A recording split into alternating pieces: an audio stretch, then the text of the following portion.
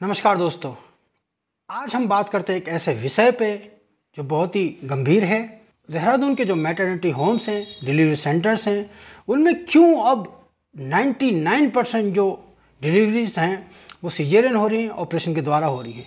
क्यों पहले जैसे जो पहले के समय में हमारी जो डिलीवरीज होती थी, जो गांव में भी जो डिलीवरी होती थी वो नॉर्मल होती थी, और आखिर क्यों हमारी जो माताएं बहनें इनके पेट काट दिए जा रहे हैं डिलीवरी के नाम पे, क्यों सिर्फ सिजेरियन डिलीवरीज हो रही हैं। तो इसका मुख्य कारण यह है दोस्तों, देहरादून के जो कुछ अस्पताल हैं वो अब सिर्फ धन उगाही का अड्डा बन चुके हैं। क्योंकि दोस्तों इन अस्पतालों में अगर नॉर्मल डिलीवरी होती है तो मात्र 10 से 15 हज़ार का ये बिल बनाते हैं, लेकिन वहीं अगर सिजेरियन डिलीवरी होती है तो 1 लाख से 1.5 लाख तक का ये बिल आपको बना के दे देंगे। तो दोस्तों कुछ जो निजी अस्पताल हैं सिर्फ अपना फ़ायदा देखते हैं और इसलिए ये प्रेफर करते हैं कि जो डिलीवरी यहाँ पे हो वो सिजेरियन हो, क्योंकि इसमें मोटा पैसा इनके हाथ लगता है। ऐसा ही दोस्तों एक मैटरनिटी होम है आईएसबीटी के पास, जिसका रिकॉर्ड है कि उसने अभी तक एक भी नॉर्मल डिलीवरी नहीं की। और दोस्तों मैं जिक्र करना चाहूँगा अपने साथ हुई एक घटना का। 2017 की बात है, मैंने अपनी वाइफ को एक मैटरनिटी होम में एडमिट कराया था।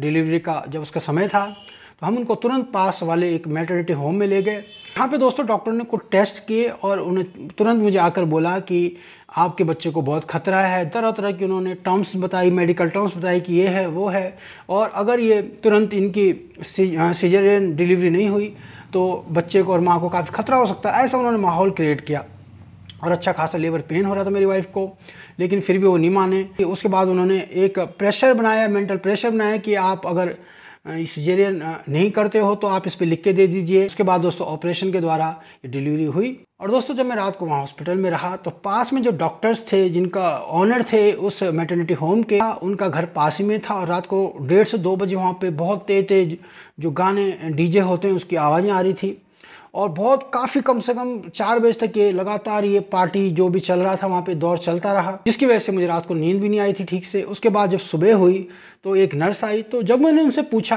कि यार रात को आपके हॉस्पिटल के बगल में थी, ये क्या हो रहा था, इतनी लेट नाइट पार्टी कैसे हो रही थी, तो दोस्तों जब उस नर्स ने मुझे एक चीज़ बताई तो मेरे पैरों तले ज़मीन खिसक गई।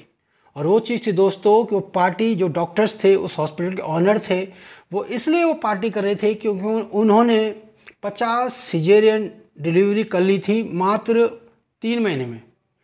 3 महीने में उन्होंने 50 सिजेरियन डिलीवरी कर ली थी।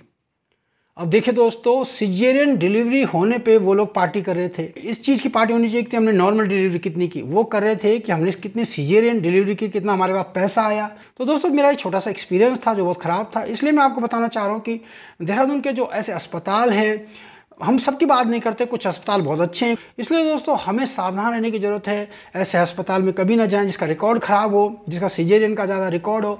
बाकायदा हो सके तो गवर्नमेंट हॉस्पिटल में जाएं, क्योंकि दोस्तों गवर्नमेंट हॉस्पिटल जो होते हैं वहाँ पे जो डॉक्टर्स होते हैं, बेशक वहाँ सुविधाएं उस स्तर की नहीं होती हैं, लेकिन वहाँ पे जो पैनल होता है डॉक्टरों का, बहुत ही एक्सपीरियंस पैनल होता है, बहुत उन्होंने डिलीवरीज कर रखी होती हैं। वो कोशिश करेंगे कि आप नॉर्मल डिलीवरी हो और सिजेरियन तक नौबत ना आए। और ये दोस्तों मैं इसलिए भी कह रहा हूँ कि मेरे जानने वाले 1-2 जो लोग सरकारी अस्पतालों में गए थे, देहरादून का दून हॉस्पिटल है, वहाँ पे 2-3 जानने वाले गए थे और उनकी बिल्कुल नॉर्मल डिलीवरी हुई थी। तो दोस्तों हमें थोड़ा सावधान रहने की ज़रूरत है, थोड़ा कंसल्ट करने की ज़रूरत है ऐसी चीज़ों पर। अगर आपके साथ कोई ऐसी स्थिति होती है तो पहले आप 1-2 जगह और कंसल्ट कीजिए। डायरेक्ट आप सिजेरियन के लिए प्रेफर मत कीजिए, क्योंकि ये लोग काफ़ी हद तक मोटा पैसा बनाने के लिए ही ऐसा कुछ ड्रामा क्रिएट करते हैं कि आप मजबूर हो जाते हैं सिजेरियन के लिए। तो दोस्तों आज के लिए इतना ही, धन्यवाद।